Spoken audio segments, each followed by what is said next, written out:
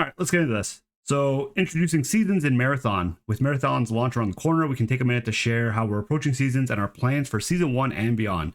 I'm going to be honest, I didn't really expect a roadmap yet, so I'm kind of happy they did this. Seasons overview. Seasons in Marathon last about 3 months, so now we know we get about 3 months per wipe.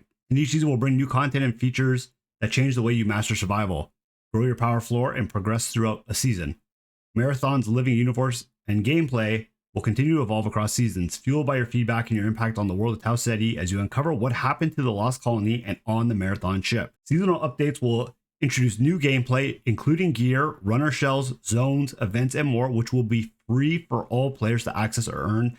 No expansions or DLC required. That right there is amazing. So for $40, we're going to get all the future content. So I guess the whole monetization scheme for this game will be through skins and battle passes. We find out we got 3 months for a season, growing your power floor. So that's going to be through your like faction upgrades and stuff. So we're going to be trying to figure out more about the world. I guess they'll plan on releasing the entire story over the course of multiple seasons, and we won't have it all right at the start, which is also great. So you're gonna get everything. And they're already talking about runner shells. So new characters. Dangerous climb. From your first steps on perimeter to the end game on cryo, archive, and ranked mode. Each season will challenge you to discover, adapt, and master new survival skins on your climb.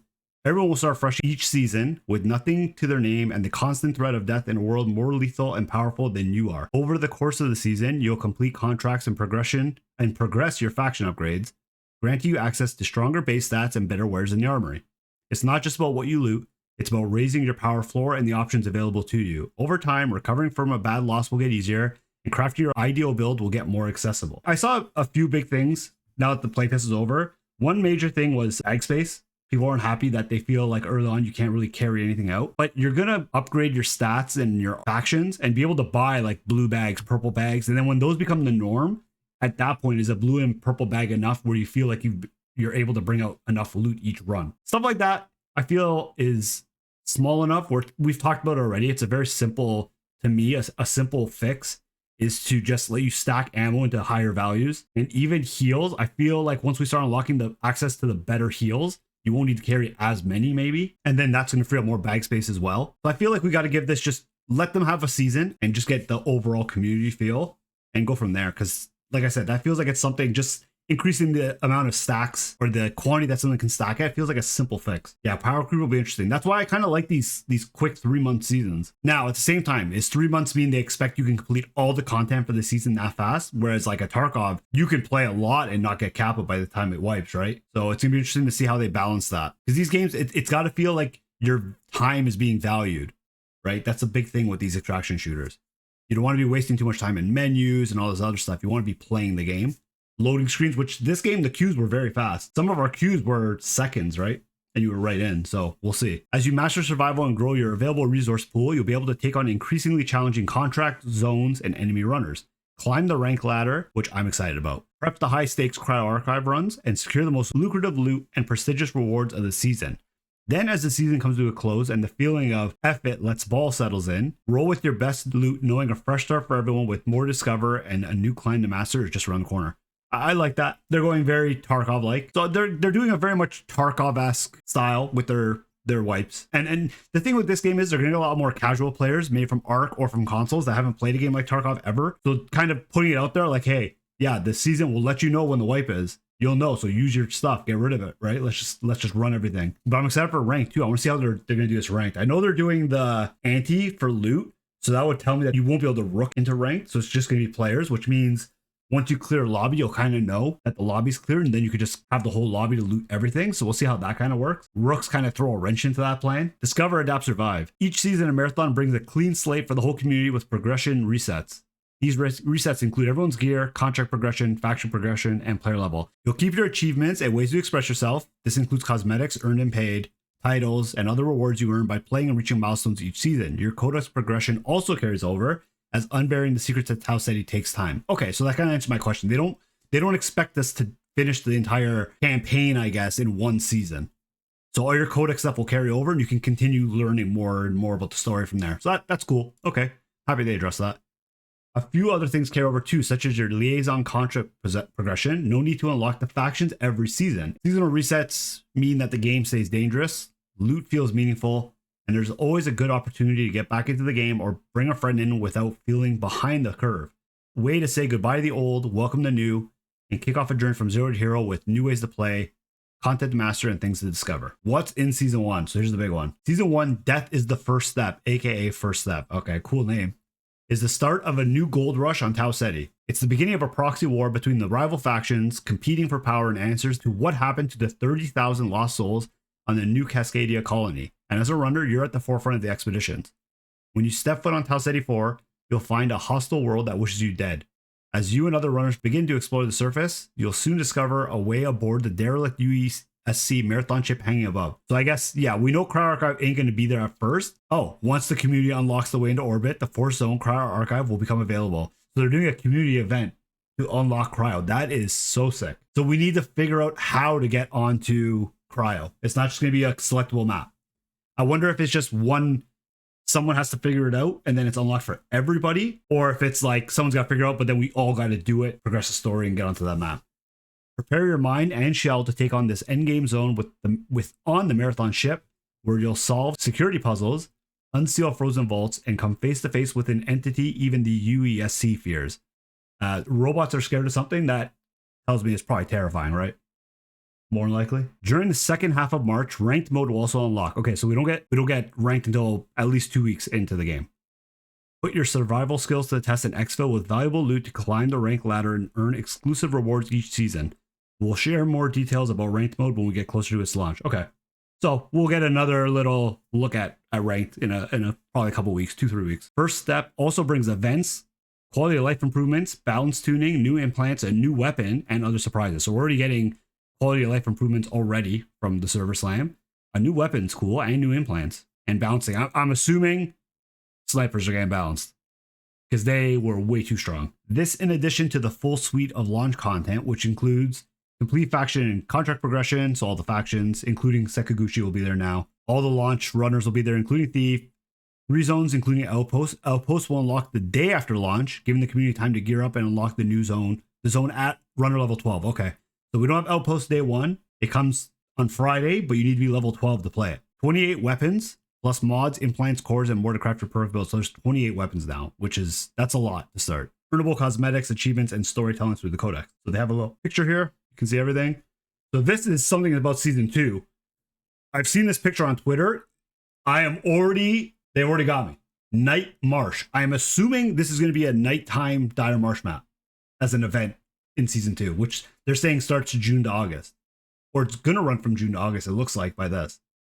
New runner shell, new system, the Cradle, new guns, new mods, new threats, and more. So right now we got the carry event coming, a new gun, mid-season tuning, a major patch, new implants, ranked mode, cryo, and then all the launch stuff that we've talked about. You'll start to see the impact of your presence on Tau Ceti 4 in season 2 Nightfall. Your activities on the Lost Colony have not gone unnoticed, and the UESC are stepping up their security measures and responding at force to your criminal activities. Okay.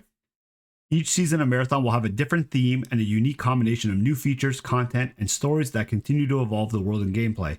We'll also be tuning all of our loot and progression systems, creating space for new metas and ways to play to emerge. Seasonal updates will include a unique set of new content, which are things you do, explore, and collect on Tau Ceti. This can include any combination of weapons, mods, cores, implants, backpacks, runner shells, zones, PvE combatants, faction upgrades, contracts, and new ways to play existing zones. For example, Nightfall will bring a nighttime version of Dire Marsh, where you'll fight to survive when the lights go out. UESC reinforcements flood in, and the A, and then whatever this is supposed to be. Oh, okay, so something to figure out, I guess. Season 2 will also bring our next runner shell, along with new weapons, mods, cores, contracts, and more. So season 2, we're already getting a new runner. Very cool. So we'll be up to 7 runners at season 2. We're also working on brand new systems that will change the way you play, plan, and progress throughout a season. For example, Nightfall will introduce the Cradle, a new system that's designed to give you more autonomy over your runner shell's statistical strengths and weaknesses. So I guess now, because right now the shells are kind of all tuned a certain way with their base stats, I guess this is going to let you then tune the shells how you want them to play. So you could take Assassin, but give them stats somewhere else that you might not have it, or Destroyer, put them somewhere else. That's cool. Why not? It'll make it feel more like a unique character to you. Because I feel like by season 2, everyone will have a runner that they want to play. Maybe a couple, right? So being able to just tune onto the character's abilities you like with a style of play in the stats that you like is a nice way to give you some customization. As we build upon each season, Marathon will continue to grow and evolve. The game and world today and a year from now should feel meaningfully different as we add new features and go on the journey of discovering what happened to the colonists of Tau Ceti and what happens when you dig up secrets that are barely left buried. So they're talking about a year from now. I wonder if they have a year's worth of content already planned and they're just giving us the first 6 months basically, which I feel like season 2, this won't be all of it. There's definitely gonna be more there. I mean, a new shell, nighttime maps, this new system. I mean, that would be a pretty significant update. The start of a journey together. Finally, we want to say thank you to everyone who's taken the time to play and share your thoughts and excitement for Marathon. Community feedback throughout the last year has helped us shape Marathon into something better, and we're excited to continue building alongside you all. Read here for a recap of what we heard during the server Sam. I guess we could read that too. So the fresh topics, additional queue options. Currently, you have the ability to run as a solo, be as a rook, or as a runner in a solo lobby. Or you can queue in with a duo or a full trio. But we have heard the feedback about duo dedicated lobbies. This has been logged and shared with the team. Okay, I don't know. I feel like it comes down to the player base. If we have enough players to fill all these lobbies with different solos, duos, and trios, I'm okay with it. But I don't know. I watch a lot of people duo queuing in trios, and if you work with a team and you guys are skilled enough, you could make it work. It's definitely not easy, but it could be a way for people to go in and kind of challenge themselves. I also feel like they need that a way to just solo queue in the trios if you want, other than playing Rook. Some people might want to do that for content and stuff. I don't see why. If you want to try going the trios, why not? Yeah, if you're skilled enough. I'm not saying I am. Unbinding keys altogether, that needs to be a thing. There's been a steady feedback, but to clear the key binding, we passed along as well. Okay, so that needs to happen. So PvP feedback. TTK is the hot topic. Some of you want longer duels and more runner contact. Others are vibing with the current pace. We are reviewing runner density on non-beginner maps and keeping a close eye on how Perma and Dire Marsh feel all in all. I think they need to leave the TTK at least for a season. We need to see by end season when everyone's got their runners A leveled and B have the purple and gold and whatever shields, what the TTK feels like. Because the last thing I want to do is increase the TTK now. And then at the end of season, we're fighting raid bosses, every player. And the fights are just drawn out. That's not going to be fun. I think right now, it's like Tarkov. Start at Tarkov, everyone's gear sucks. You die so quick, even the scavs. But as you play a couple weeks, you start fighting some class 4 armor, some class 5. You have a lot more survivability. Fights feel a lot better. I think just leave it. I like feeling like I have a chance if my team's knocked to clutch up. I like that feeling. And it's very important in a game like this because that just adds to the adrenaline that these games already kind of have inherently with the fact that you can lose everything on death. Med and ammo economy. We hear you that meds are soaking a lot of your early loadout budget and that back-to-back fights can chew through your med and ammo reserves pretty quickly. We've seen some folks for and against the depleted items as well, along with how rewarding drop-offs of AI are. If you ran dry mid-fight or at a critical spot in your run, tell us all about it. We're keeping an eye on the health forms for this one. Yeah, I'm okay with the... I don't know what the issue would be with the depleted items. I think they were just nice to pick up as extras to kind of have. If I fought a UESC and you just did a little bit of chip damage, I could heal with the depleted stuff and save my better heals for the PvP fights or the boss fights. But yes, I think, again, let us stack them higher. Once you started leveling up that faction skill trees, I was getting free daily heals and stuff like that, and a lot of barters for heals that were really cheap to do. So I don't think it was really the biggest deal. Like I said, once I got my factions to a certain point where I was able to barter for the items I needed for every raid, and they were mostly just the gray standard stuff you find everywhere, and I would track those items and just look for them every time I was out there, pick up as many as I could in a run. My money then just started to go up after every raid. I wasn't really losing money by refilling my meds and ammo because I was just bartering for everything at that point. So again, something else that, like I said, maybe give it a season. The UI feedback, keep it coming. We do plan to continue iterating post-launch and want to make sure you're able to easily navigate, read what's happening mid-fight, manage your equipment effectively, and see your pings without any noise around them. We've got a big thread on the Marathon official Discord where you can drop your thoughts. The UI, one thing I did was I changed it to the lowest opacity for the HUD, and it definitely let me feel like there wasn't as much going on my screen. We're digging into the reports of high CPU use, FPS ceilings in the 80 to 100 range, and frame hitches when fights get sweaty. If you're seeing this, send your CPU driver versions, resolution settings, and ideally a short clip. So we keep digging. Okay, so looking into performance, that's good. I was 80 to 100 FPS, but with maxed out settings. Once I put everything to medium pretty much, other than textures, I left textures on the highest. My FPS was over 130 all the time. Moving to heat gen, a lot of chatter around slide feel, momentum, and heat alike. The common asks are smoother slide, transition, letting downhill speed carry, lowering heat on core movement for cleaner chase and disengages. Keep your takes coming. Heat, again, same kind of, it's been kind of the theme of this video is give it a season. Once you start upgrading the trees and you get more heat just base on your runner, I feel like things are just going to feel so much better anyways. Fixes we shipped. In-game, in-run voice chat bug fixed. If you still have issues with hearing other players when you're out on a run, we also highly recommend that you double check in-game input and output devices. That is the issue I had. It wasn't using any of my actual devices. I don't know why. Once I fixed that, I could hear everybody. Early on, some of you said fights felt too sparse. We bumped the number of crews loading the perimeter beginner.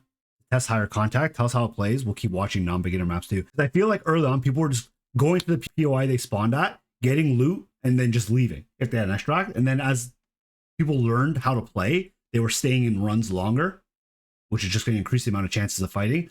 Also, they put out some stats. I'll find it. A lot of people were dying to the bots. So if people are just buying to the bots without even seeing a player, now your lobby has a whole less crew, right? It's going to feel like so much less PvP than it actually is.